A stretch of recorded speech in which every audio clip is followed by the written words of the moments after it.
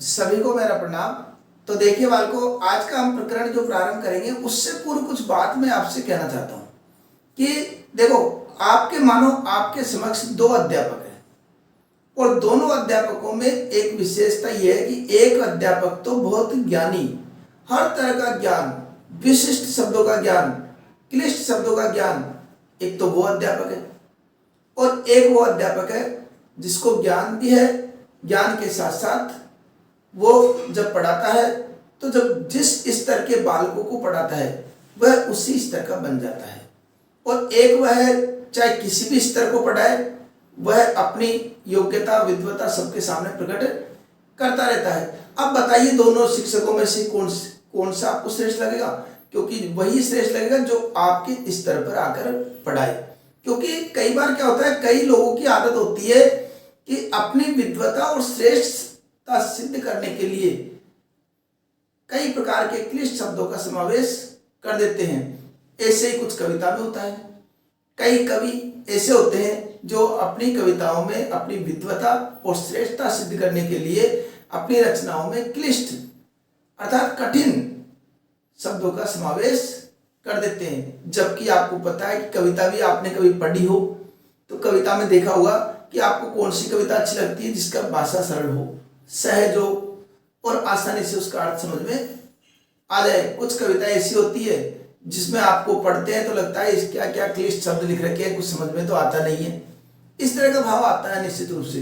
तो अब जिसने भी कविता लिखी है, कौन सी कविता सार्थक हुई? कविता लिखने का उद्देश्य क्या है? लिखने का उद्देश्य यही है कि उनके द्वारा कवि अपने जो भावों को, विचारों को जन जन तक पहुंचाना चाहता है वह उस तक पहुंच जाए। अब पहुंचने के बाद में उस उद्देश्य कब सफल होगा? जब उसकी भाषा सरल हो, सहज हो, ताकि हर कोई व्यक्ति, सामान्य जन भी उसको समझ सके। तो इस कविता में भी कुछ इसी प्रकार का भाव है। तो यहाँ पर जो आज हम प्रकरण पढ़ेंगे वह भी कुछ इसी प्रकार का भाव लिए हुए कविता है और उस कविता का नाम है बात सीधी थी पर। और इस कविता के जो कवि है कुंवर नारायण जी। कुंवर नारायण जी का संक्षिप्त परिचय हमने जान लिया था और आज हम कुंवर नारायण जी की जो बात सीधी थी पर इस कविता का अध्ययन करेंगे।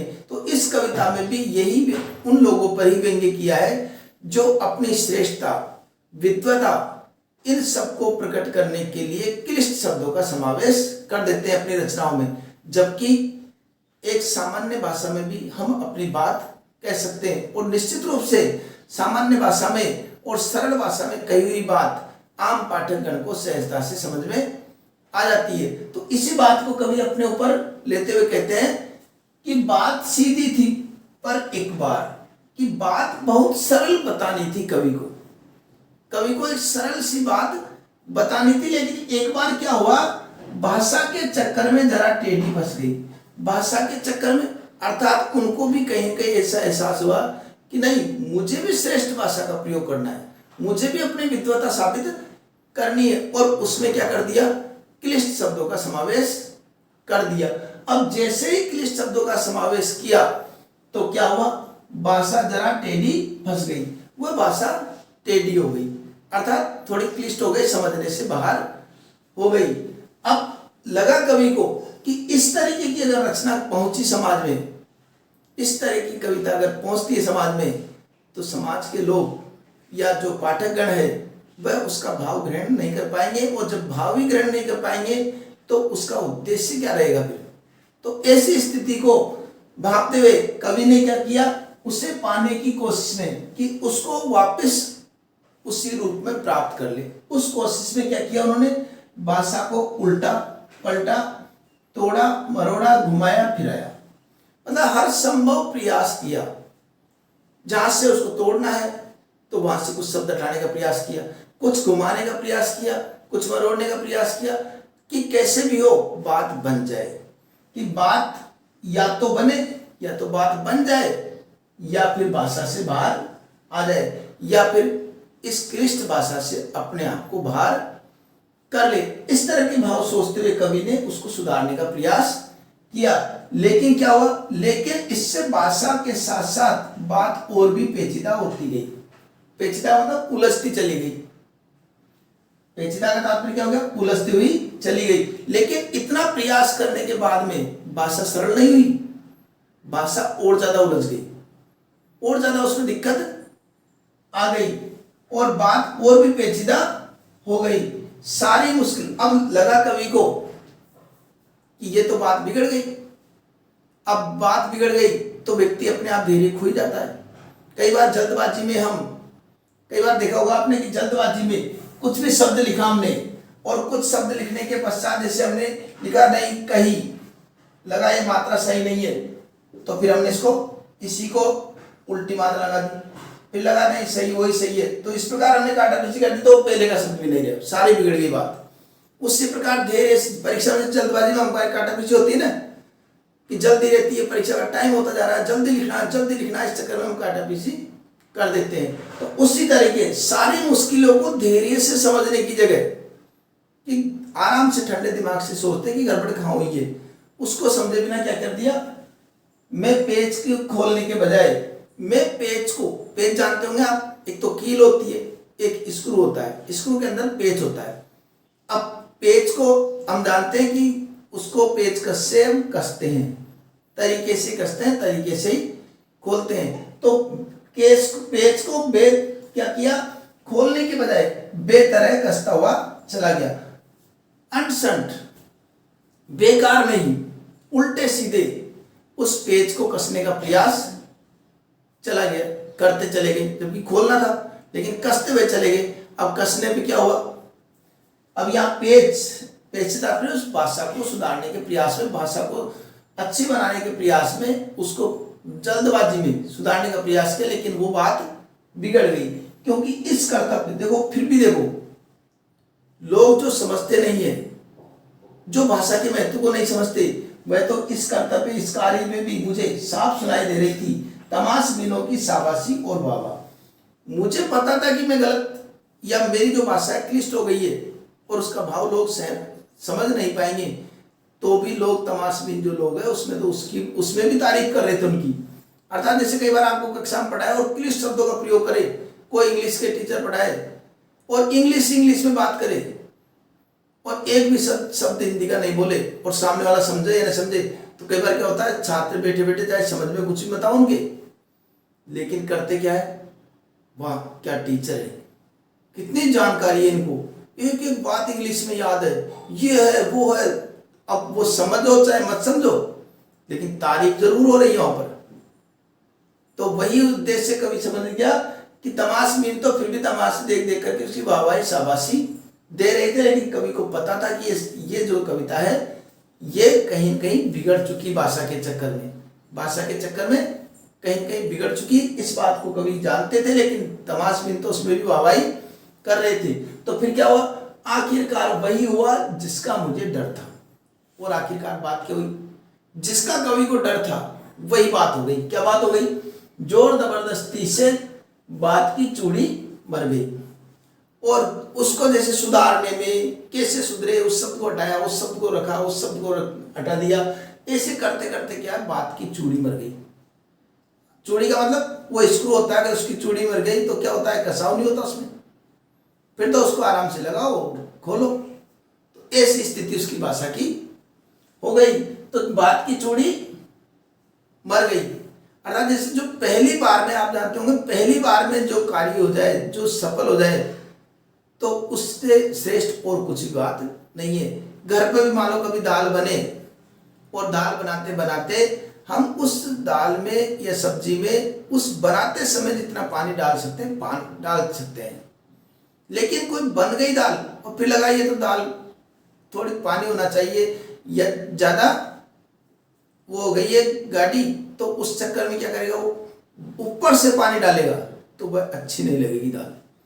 इसलिए समय पर धैर्य से जो कार्य हो सकता है वो जल्दबाजी में, और क्या हुआ, बात की चूड़ी मर गई और भाषा बेकार में घूमने लगी।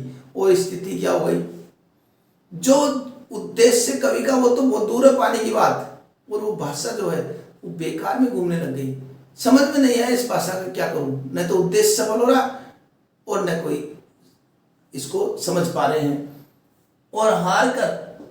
लेकिन कई बार क्या स्थिति होती है ना कि हार कर कैसे करके उस भाषा को सही तरीके से लाने का प्रयास करता है, तो हार करके अपनी इज्जत बचानी है। तो हार करके क्या, उसे मैंने कील की तरह ठोक दिया। कील जानते हो, कील हथौड़े से ठोकते हैं और स्क्रू कसते हैं, और कील को क्या है, स्क्रू में जो कसा होता है वो कील में नहीं होता है। तो कील की तरह ठोक दिया, हथौड़ी से ठोक दिया, अर्थात उस भाषा को जैसे तैसे करके एडजस्ट करके और चला दी, उसी जगह ठोक दिया। ऊपर से ठीक ठाक, पर अंदर से न उसमें कसा होता न ताकत। और जिस प्रकार कील को, स्क्रू को हम जब दीवार पे हथौड़ी से ठोकते हैं तो ऊपर से तो ठीक ठाक नजर आ गई, लेकिन अंदर से कोई कसाव नहीं था, कोई ताकत नहीं थी, और वह आराम से निकल सकती थी, लेकिन बाहर से अच्छी दिखाई दे रही थी।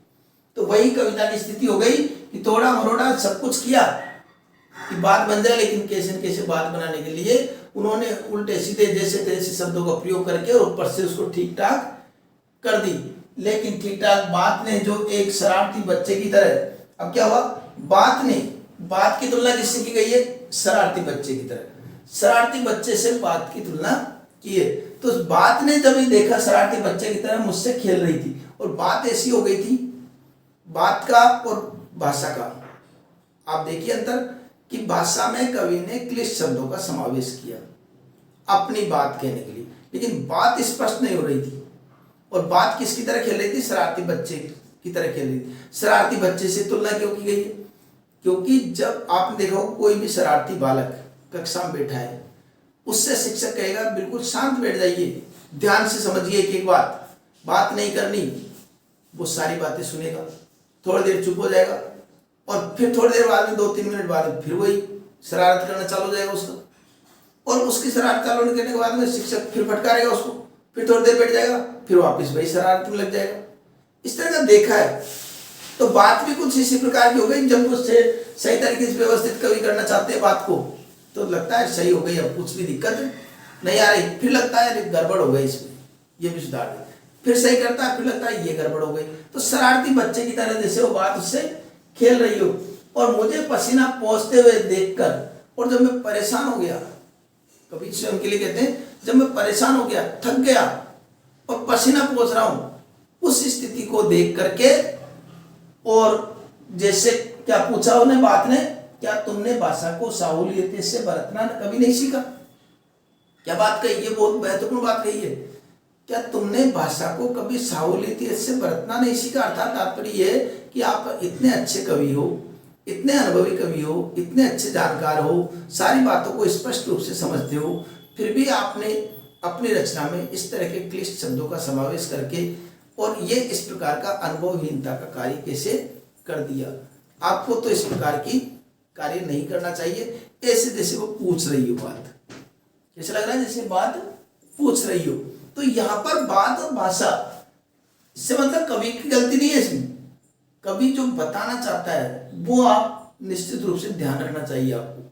कवि जो कहना चाहता है, कवि यही कहना चाहता है कि देखिए इस समाज में ऐसे लोगों पर व्यंग्य करना चाहता है जो अपनी रचनाओं में अपनी श्रेष्ठता को सिद्ध, अपनी श्रेष्ठता या विद्वता, श्रेष्ठता, अपनी श्रेष्ठता या विद्वता साबित करने के लिए अपनी रचनाओं में क्या करते हैं, क्लिष्ट शब्दों का समावेश कर देते हैं। जबकि कोई भी श्रेष्ठ रचना वह होती है जिसकी भाषा सरल हो, सहज हो, सुबोध हो, ताकि आम पाठकगण उसको पढ़ करके उसका आसानी से भाव ग्रहण कर सके। उसी भाषा को श्रेष्ठ भाषा माना जाता है। लेकिन विद्वता सिद्ध करने के चक्कर में कई लोग उसमें क्लिष्ट शब्दों का समावेश कर देते हैं। ऐसे लोगों पर इस कविता में व्यंग्य किया है। ठीक है, तो ये कविता का भाव हमने पढ़ा, उसकी व्याख्या हमने पढ़ी। अब इसकी सप्रसंग व्याख्या अगर लिखनी पड़े हमको तो किस प्रकार लिखेंगे वो भी आप देख लीजिए। तो पहले तो मैं इनको मिटा देता हूं और यहाँ पर हमको जिस प्रकार प्रसंग व्याख्या और ये लिखनी पड़ेगी तो किस प्रकार हम लिखे वह भी आप बात समझ लीजिए। तो पहले क्या लिखेंगे हम, प्रसंग। पहले भी कई बार बताया था, पहले लिखेंगे प्रसंग। प्रसंग के अंतर्गत क्या लिखेंगे, प्रस्तुत, पद्यांश, हमारी पाठ्य पुस्तक आरोह के अंतर्गत अब कवि का कवि कुंवर नारायण द्वारा रचित कविता बात सीधी थी पर से अवतरित